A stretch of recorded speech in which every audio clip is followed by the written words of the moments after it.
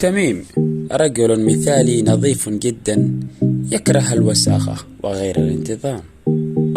أوبس. ودائما يصحى في الصباح الباكر.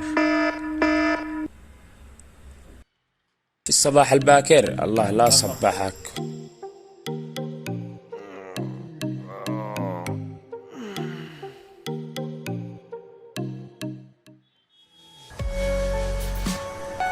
والأهم في مواصفات تميم أنه رجل يحب مساعدة الناس ولو حتى كانت الحالة خطيرة جدا. سارق سارق سارق.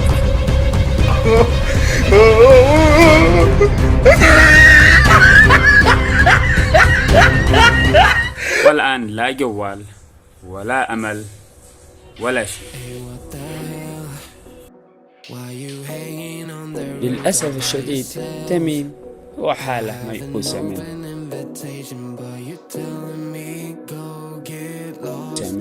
وبينهما هو يائس من حياته ومستلقيا على ظهره هاجمه بعوضا من البعوض.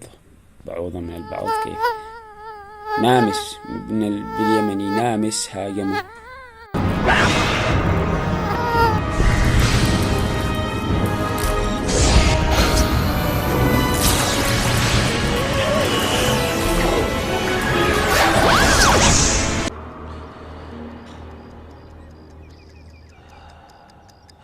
Three hours later.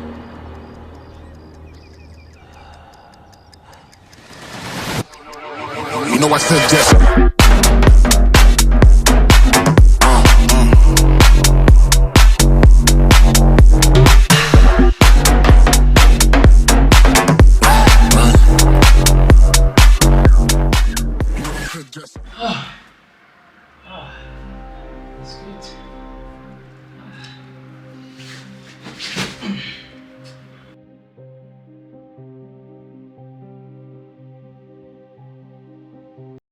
السلام عليكم ورحمة الله وبركاته. إذا عجبكم الفيديو بالله لا تنسوا الاشتراك في صفحتي. بس ادخل صفحتي سوي اشتراك، وبالله لا تنسونا من التعليق حقكم. قل لي ايش رأيك في الفيديو، وان شاء الله بنزل الحلقة الثانية وحلقة ثالث حلقة رابعة حلقة خامسة، هي سلسلة كاملة لإيش؟ لليمني النامس. ان شاء الله يعجبكم الفيديو. ابي رأيكم، ابي اشوف رأيكم، ومن رأيكم بطور فيديوهاتي اكثر واكثر. بشوفكم على خير. سلام.